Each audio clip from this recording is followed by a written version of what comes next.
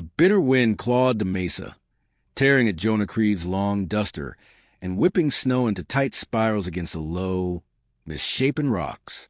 He pressed his jaw into the storm, squinting as the world vanished into whirling white.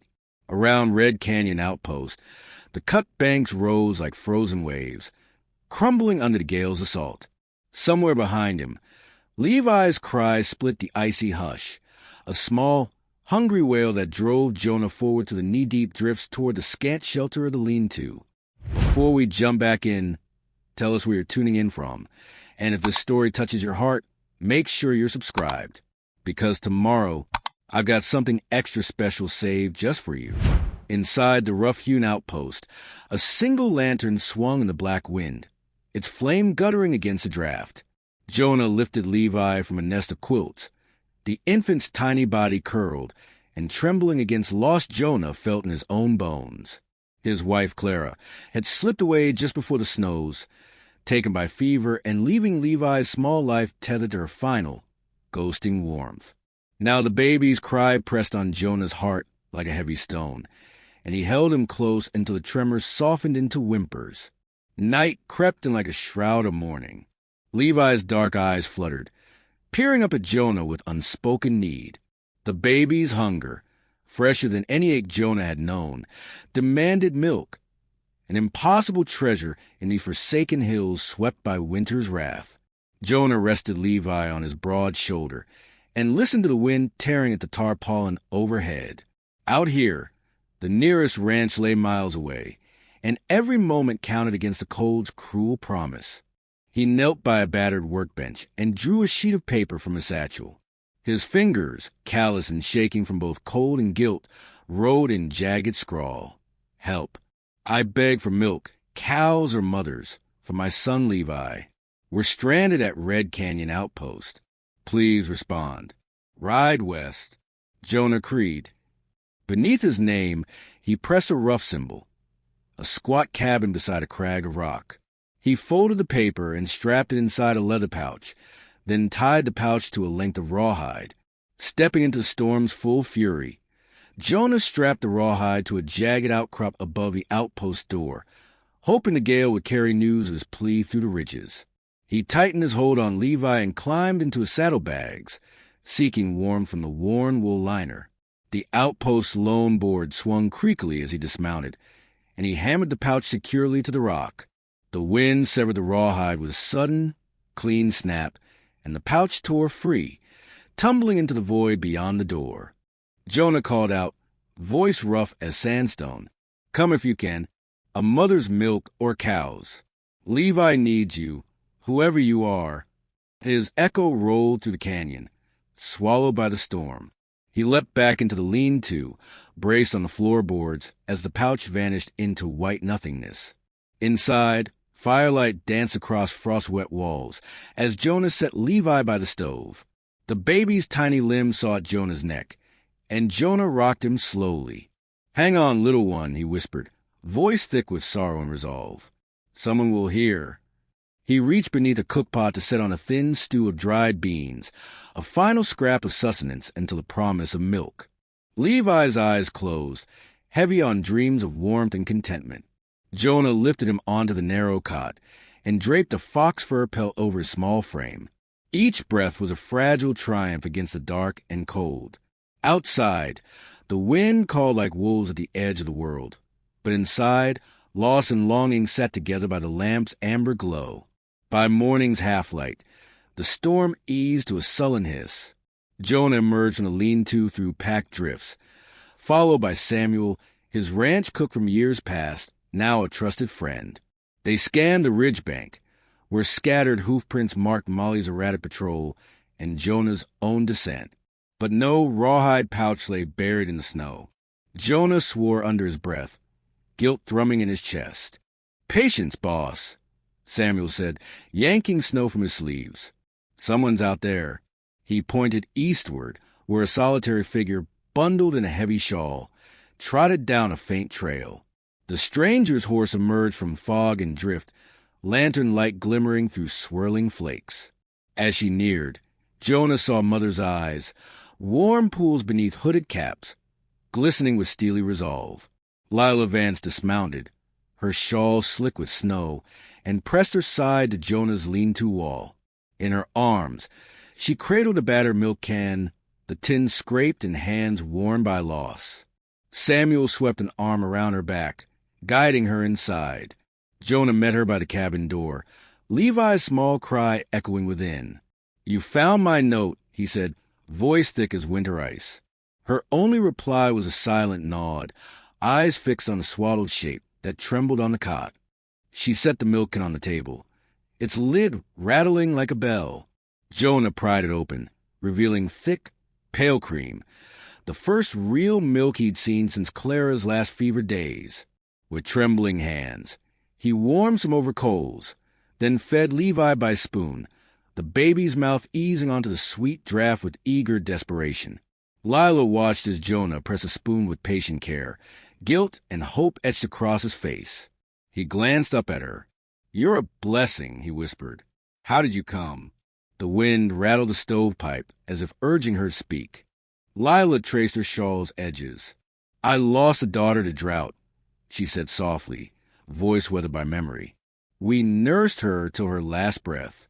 When my husband died in the flood, the bank took our land.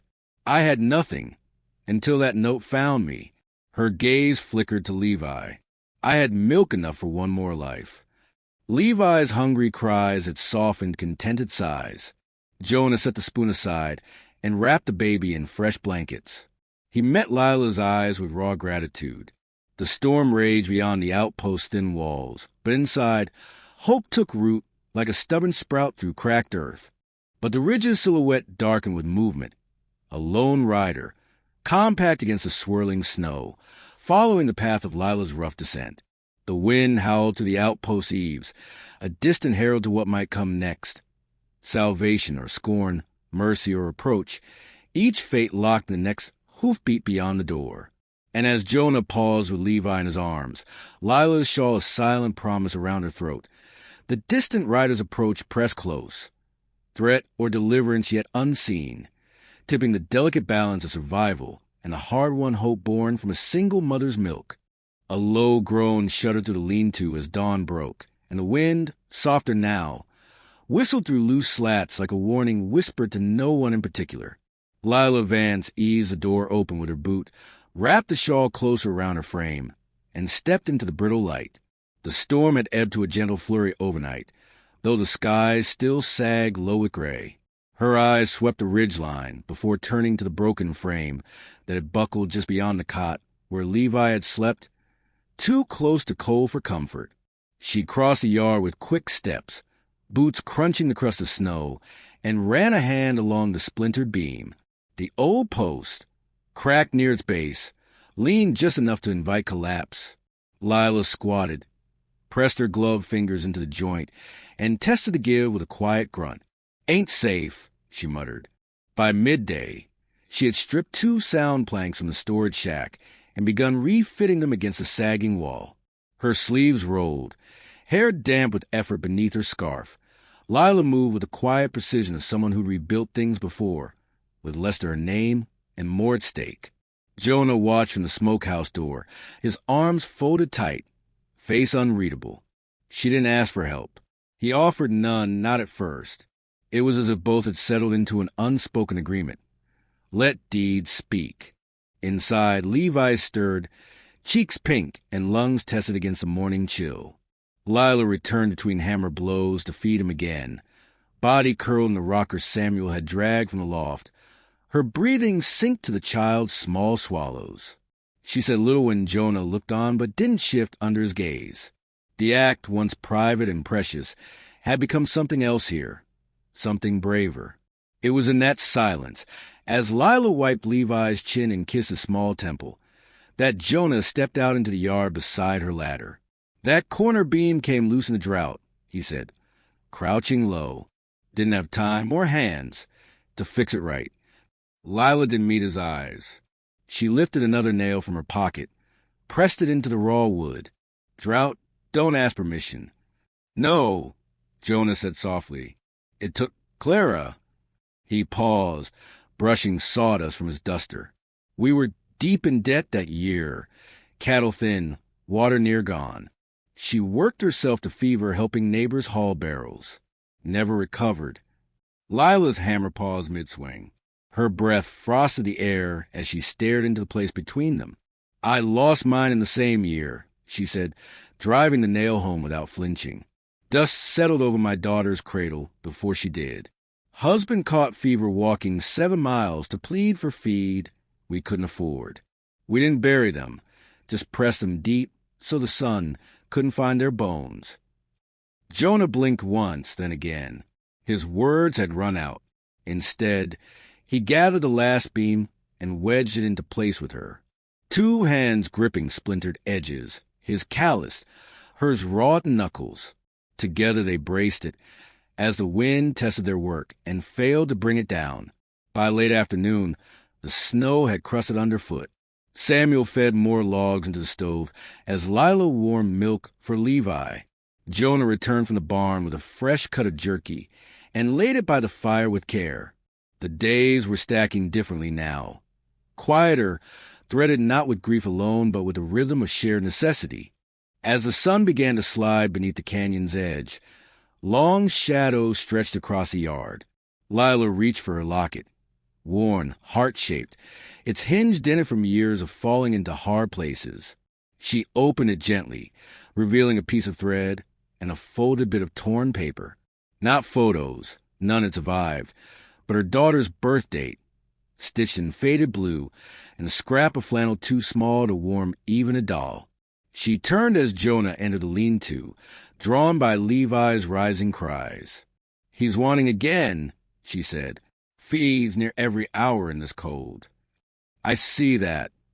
Jonah knelt beside the cot, brushing his hand across the baby's hair, soft, black like Clara's. Didn't reckon I'd live to hold him through 1 month, let alone wait on spring. "Spring takes her time," Lila murmured, "but she comes anyway." Before he could reply, Samuel pushed open the cookhouse door, cheeks flushed. "Jonah," he said, holding up a scrap of paper folded in thirds. "Found this pressed on the gate plank. Weren't there yesterday." Jonah took the letter with stiff fingers, brow furrowing as he scanned the ink. Lila rose and stepped beside him, shawl trailing. The note, penned in clipped script, read, "You bring strangers here in times best left still. A mother feeding another man's child? That ain't the Lord's order. We see your smoke. Set out, or we will." No name, no signature, but the paper smelled of horse grease, and the corner was smudged with red dust, Eastern Ridge soil. Jonah folded it twice and slipped it into his coat. His mouth was a thin line. "They know," he said.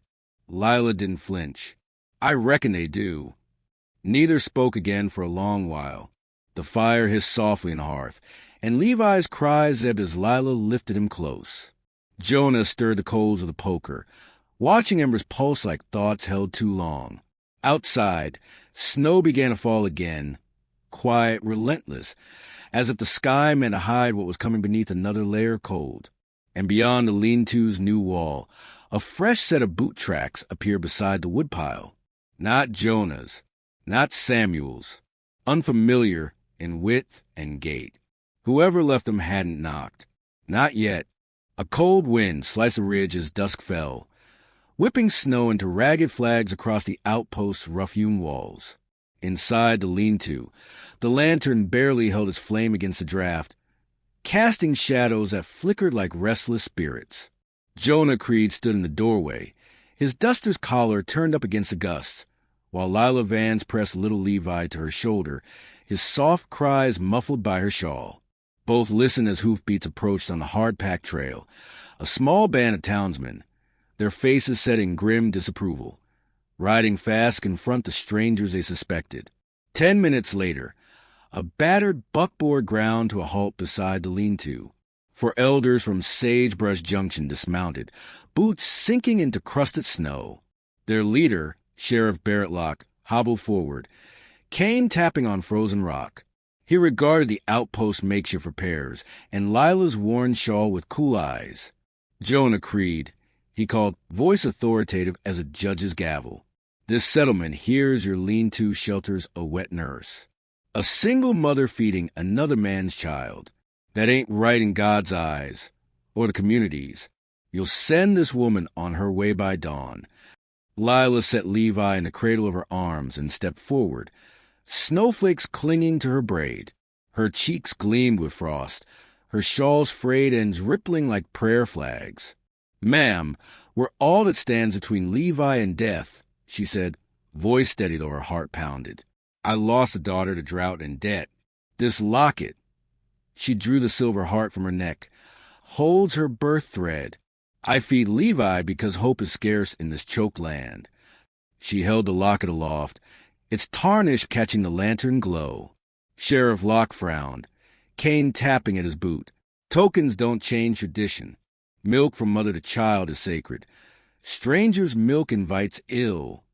The two other elders, Mrs. Danforth, wrapped in sable, and Mr. Ellis, his cheeks pink with cold, shifted uneasily. Samuel, the cook, stood behind Jonah, shotgun at his side. Mule tracks from the bank rider's buckboard had recently marred the bluff. This town admired order above all else. No outsider dared flout its rules. Lila pressed her fingers to the locket's hinge, her palm trembling with unspent grief. "I was driven from my home by flood and banker's writ," she said. "My milk saved my daughter's life once. I have more to give if you trust me.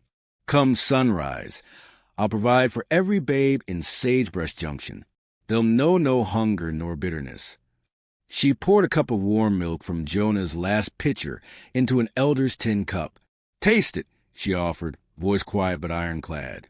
Mrs. Danforth's gloved hand trembled as she accepted the cup. She lifted it to her lips, inhaling the sweet, smoky scent of scorched grains and cream. Snowflakes caught in her silk bonnet, momentarily freezing before melting. With a slow breath, she sipped. Her eyes widened. "By heaven," she whispered, "it's pure." Ellis exhaled, uncertainty etched in his features. The sheriff's jaw twitched. The cane held still as he weighed oaths of community against oaths of mercy. After several heartbeats, Locke gave a curt nod. "You have till dawn," he said, "but this favor doesn't make you kin. She leaves with the first light." He turned, mounting his horse with practiced ease. Samuel helped Mrs. Danforth back into the buckboard, while Ellis cast a final glance at Lila and Jonah before disappearing down the drifted trail. Spurs jingling in retreat, the outpost's door slammed shut, a loose cheer from the wind rescuing their breaths. Lila exhaled, wrapping Levi more tightly. Jonah knelt beside her, placing a warm hand on her shoulder. "You made your stand," he said softly. "They'll hold their peace." But his eyes betrayed the ache of debt, still hanging like a noose around his neck. Moments later, a distant clop announced the bank rider's return. Lila brushed snow from her shawl as the bank's agent, Mr. McCain, guided his buckboard into the outpost yard. His eyes were sharp beneath a high-crowned hat, his ledger strapped across his saddle horn. He dismounted, boots scuffing the dirt-packed floor. "Mr. Creed," he said, voice crisp as frost, "I trust word reached you of interest coming due. I brought new terms. The note expires at sunrise." He held out the ledger like a gauntlet. Jonah's jaw tightened. "Thank you," he said, voice rough as spent coals. "I'll honor it." He accepted the ledger and slipped it into his coat, the paper's corners curled with cold. Lila stepped beside him, shawl's fringe dancing in the lantern glow. She offered McCain a cup of milk, rim pink with cream. "Your debt can wait," she told him. "Taste hope." The bank rider hesitated, but took the cup. Beneath the lantern's flicker, surprise flickered across his face before he nodded stiffly. Outside, snow began again in gentle flurries. The night's fury had abated to a softer hush, though each blade of wind still carried the echo of threats faced and bargains struck. Inside the lean-to, Jonah and Lila tended the flickering hearth together, Samuel fetching wood, Molly stirring coffee beside a creaking wood pile. Their shared labors, born of necessity and fueled by compassion, wove a fragile tapestry of trust. In that firelight, each ember seemed to glow with promise, a promise that two fractured hearts, bound by grief and salted by winter's wrath, might yet find shelter in one another's presence. Then at the stroke of midnight, a knock thundered at the door, sharp, echoing, impossible to ignore. In the sudden hush, each heart in that lean-to paused. The next knock, louder, carried a question pressing against the thin walls. Would they stand firm, or would the outpost's fragile peace shatter in the raising storm? A bitter howl broke the stillness as dusk deepened, rattling the lean-to's shutters like a rattler's warning. Snow drifted in thin waves across the threshold, and the lantern inside wavered in its iron hook. Jonah Creed leaned against the doorframe, Colt at his hip, scanning the swirling dusk. Lila Vance held Levi close beneath her shawl, its frayed edge brushing her wrist, the heart-shaped locket resting on her chest like a silent vow. Behind them, Samuel Dunn tightened a fresh log in the stove and slipped his hand to the flintlock at his belt, eyes wary. Outside, hoofbeats thundered to the gathering gloom, and the elders of Sagebrush Junction reappeared, Sheriff Barrett Locke and his two lieutenants, Mrs. Danforth and Mr. Ellis, boot soles scraping the frozen ground. Their stern faces were framed by lantern glows, breaths steaming like small ghosts. They halted, canes and riding crops tapping, and Locke's voice cut through the wind. "Creed, this farce ends tonight. Lila Vance, you clear out by dawn, or the outpost forecloses on both your lives and that child's future."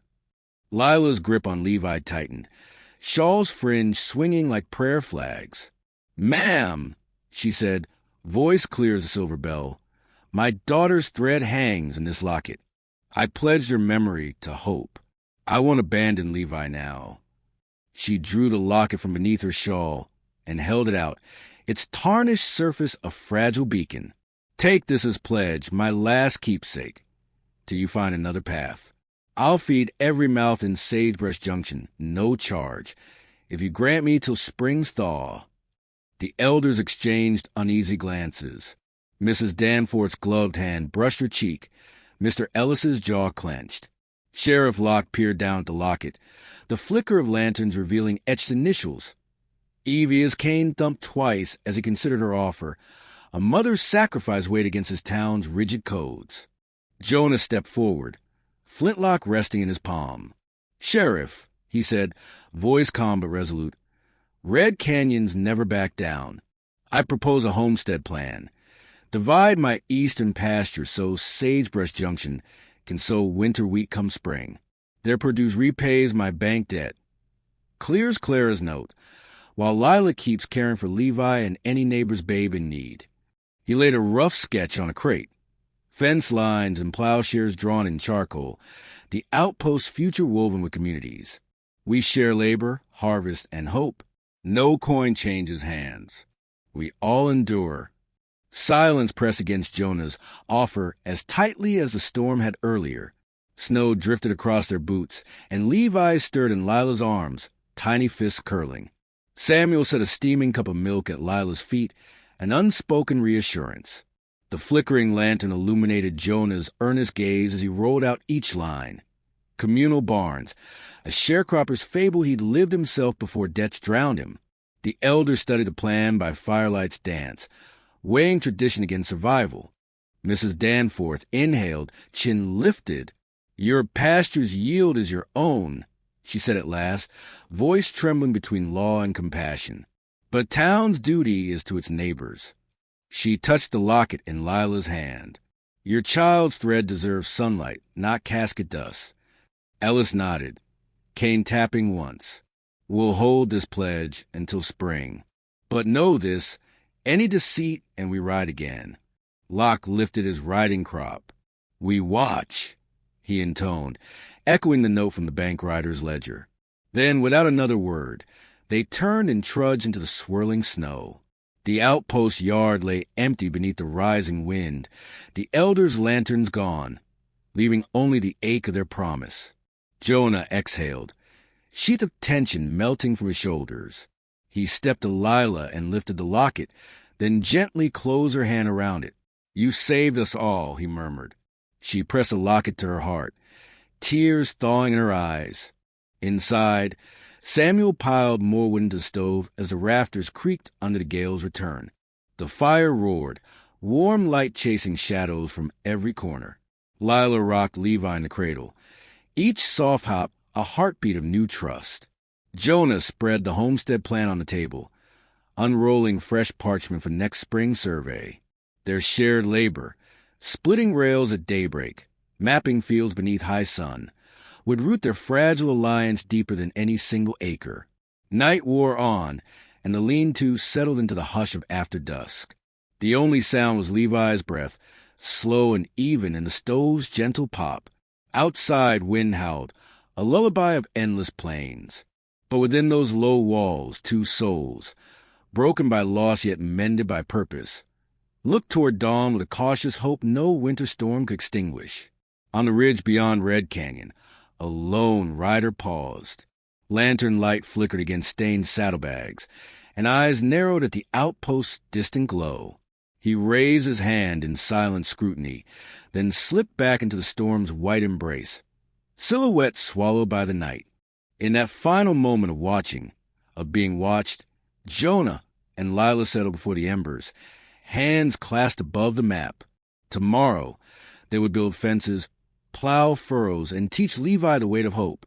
And when spring came, soft and unstoppable, they would stand together, homestead strong, a new family forged by sacrifice, grief, and love unconventional yet undeniable. Frost cracked under boots as dust bled over the ridge, each step echoing like a gunshot in the gathering cold. Jonah Creed stood at the lean-to's crumbling doorframe, eyes narrowed into the bone-white night. Behind him, Lila Vance held tiny Levi close, the infant's warm breath fogging the wool of her shawl. Samuel Dunn crouched by the stove, shotgun brace across his knee, embers dancing around him like watchful spirits. Above, the ridge loomed dark and silent, an ominous stage of the final act. Hoofbeats thundered across the frozen yard, and a cluster of elders from Sagebrush Junction charged the lean-to's fragile walls. Sheriff Locke led them, cane in one hand, riding crop in the other, eyes glinting with righteous fury. Mrs. Danforth and Mr. Ellis flanked him, their silhouettes rigid with winter's dread. They reached the threshold and retreated from the wind, stepping into the dim glow as cattlemen once more bent to dictate terms. "This outpost shelters sin," Locke declared, voice sharp as ice.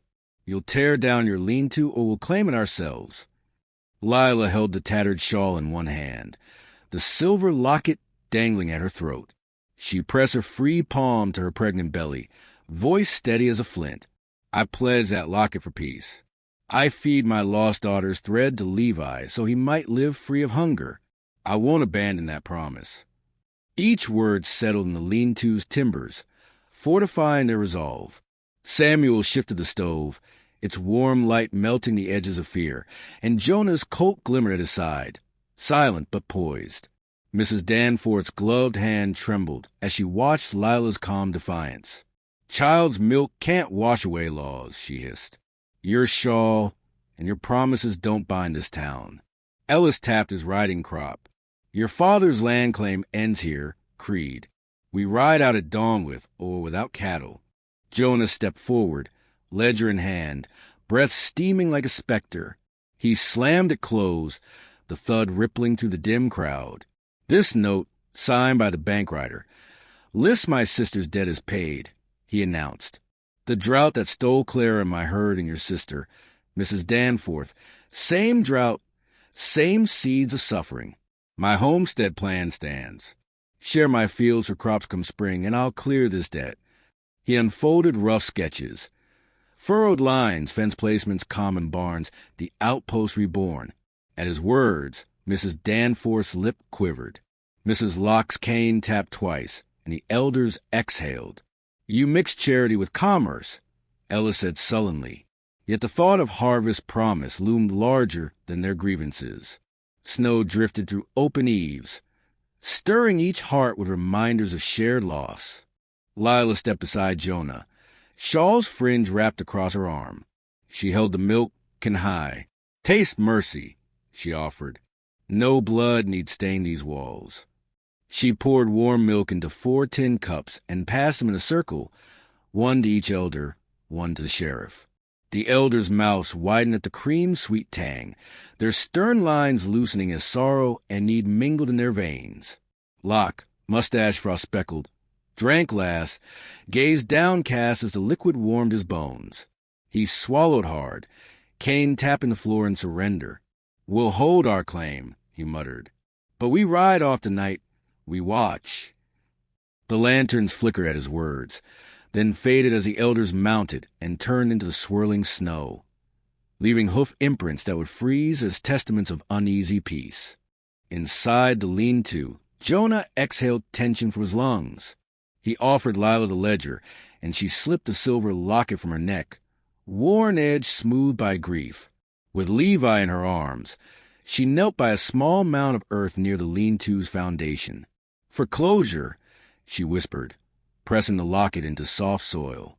Her tears glistened in the lantern glow as she covered it with a handful of snow-tinted dirt, burying sorrow to nourish new life. Samuel hammered fresh planks into the lean-to's walls, cementing a shelter that had outlasted scorn and threats. Jonah hefted stocks of firewood. Each log pile was a pledge of endurance. Together, they labored deep into the night, the lean-to's outline becoming stronger than when the day began. Walls rose with every nail, and the stove's warm breath chased frost from the rafters. By dawn's pale light, Red Canyon Outpost stood renewed. Lean-to mended, stove roaring, homestead plans spread on a rough table beneath the rising sun.